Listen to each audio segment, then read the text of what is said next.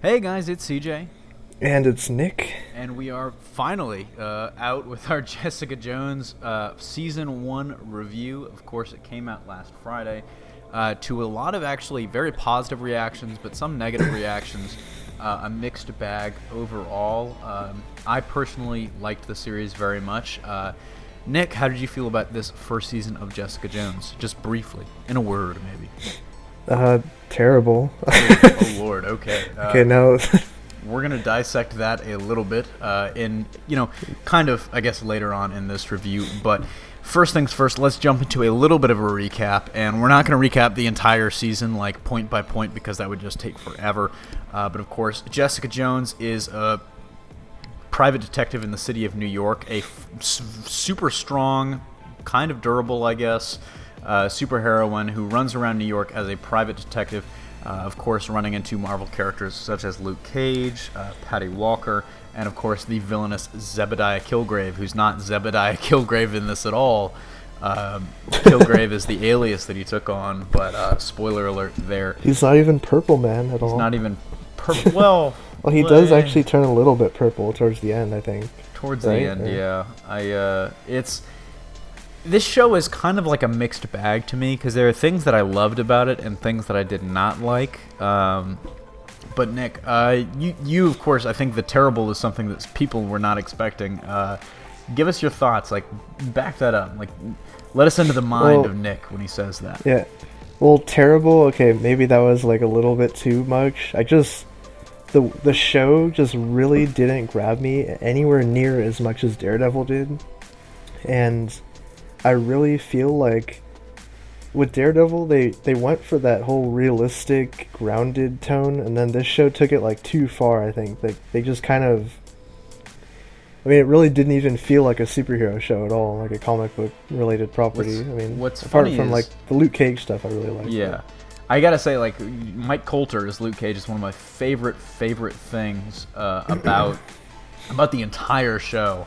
After watching Halo Nightfall, I was so turned off by that. Yeah. I kind of was writing him off as I was like, this is gonna be so bad. But he is maybe like the biggest highlight for me, and I'm incredibly excited for Luke Cage to get his own show now. But as to your second point about it being so grounded that it didn't feel like a superhero property, what's really funny is I think I was talking to somebody about the M. Night Shyamalan movie Unbreakable, Oh yeah. and I was It's good. talking about that the day that Jessica Jones came out, having not seen any of Jessica Jones yet. And when I started to watch it, I was like, this kind of feels like Marvel's trying to do Unbreakable.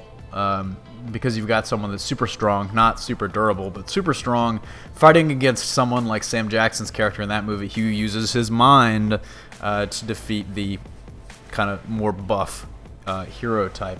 And it's really kind of, whereas Unbreakable is considered like a pinnacle of neo-noir, Jessica Jones is like a neo-noir kind of thing. I mean, straight to like the jazz. And I mean, talking about the intro real quick, we both were not fans of that intro. It didn't really seem to match the tone. I liked kind of the painting aspect of it, but the music just was like, why are we listening to elevator music, man? I mean, Yeah, it looked really cool the way they did it. yeah. I mean, that's the thing is like both intros so far. If I had to choose one, of course, I'm going Daredevil because that seemed to fit the tone of the show much better. This one, I'm not sure really fit the tone. And there was like that's like the best genre. If I had to throw Jessica Jones in a genre, I'd really throw it more in the noir field than I would in the superhero field. But so I kind of get where you're coming from with that. One of my biggest negatives for the show is actually that they changed a lot, and that's not really like a super huge bad thing for me because I think a lot of it really worked. But they changed a lot, almost as much as they had actually kept from the comic books. I think clearly the biggest things are going to be, Killgrave, his origin changed a lot. Jessica, her origin changed a lot. I don't know if the accident that gave her powers in the comics actually gave her the powers in the show. And actually, they kind of hint that Luke Cage might not have gotten his powers through experiments in prison. I mean, it kind of seems like they were just born this way. Nick, do you have any they're thoughts on the yeah, they're changes? like the twins, dude. Kind of. I mean, they made it seem like, and they're calling people gifteds and stuff like that. And luckily they didn't make the Inhumans assertion, but I mean, we've still got 2 more new Netflix series to go. So who knows? They might do that, but I really hope they don't. I mean, the biggest change has got to be. I had this in the back of my mind the whole way. I think the biggest change is the Kilgrave change, to be honest with you. But Yeah, definitely. But David Tennant was good though. So absolutely, I think the real highlight of this show, beyond Mike Coulter as Luke Cage, is David Tennant, and I think it's kind of like this is like a funny little anecdote for you, but David Tennant was like this close, like he missed it by that much, to playing Hannibal in NBC's now canceled show Hannibal. That was so great. And then it's like, he was this close, and then Mads Mikkelsen auditioned, and it was all over. But what's funny is this show was, in an early review, somebody called it a superhero Silence of the Lambs, which I thought was very, very accurate. And so kind of in a roundabout way, David Tennant ends up playing Hannibal. But I think most people just look at him as the 10th Doctor and don't really kind of realize that for most of his career, other than Doctor Who, David Tennant has played villains. And he plays villains exceptionally well. And I think he's actually probably... I'm going to say it now. I think, we were saying this in the Daredevil review just months ago, but I think David Tennant and his Kilgrave was the best villain that the MCU has had so far. I actually still like Kingpin a little bit more, now that I think about it. I see the appeal of both characters, but I feel like, and it's weird because, and this kind of ties into something else that we were talking about before, how Jessica Jones just felt unnaturally like super grounded, and that's not necessarily a bad thing because of course the Alias comic was grounded as well, but I mean you had a telepathic hologram of Jean Grey showing up in there for a show that had, super strength, super durability, like leaping tall buildings in a single bound, and a guy that can mind control people. For a show that had all of that, somehow it was more grounded than Daredevil, which is just a blind guy with no powers fighting a mob boss.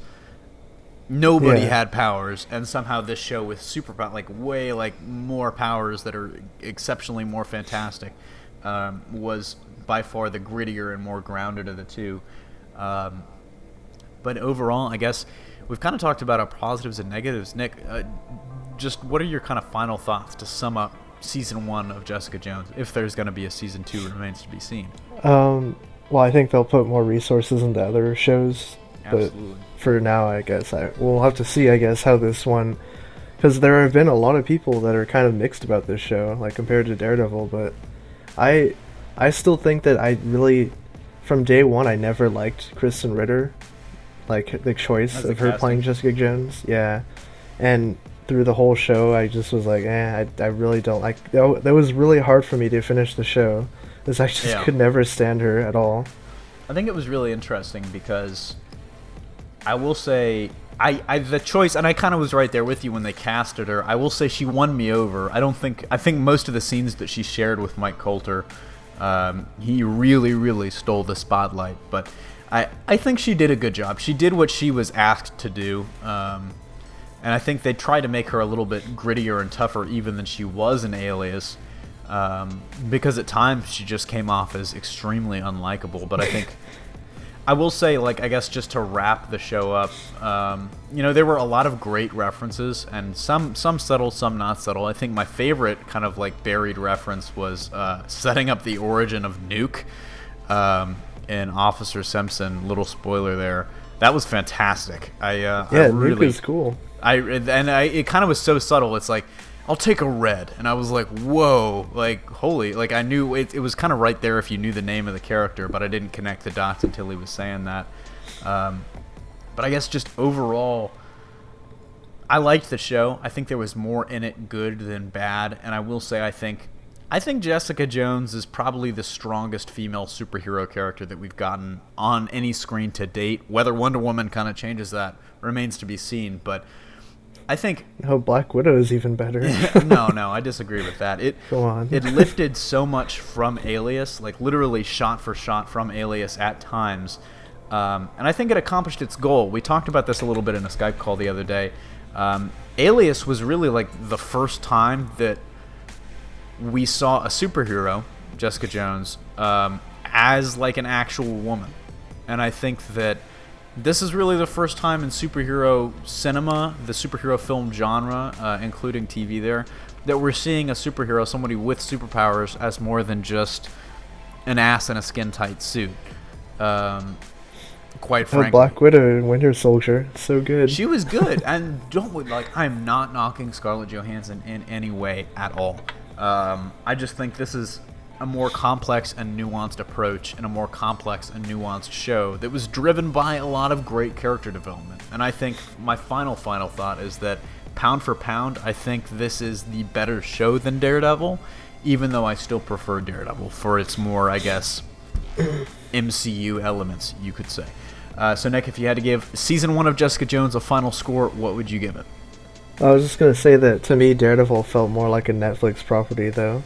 Absolutely. Like, it just felt more, it just had a much, like, I know the budgets might have been slightly different, but Daredevil just looked more quality of Netflix, and then this did, like, looked like something off FX or something. Yeah, it's worth noting that this had a much smaller budget than Daredevil. But, yeah.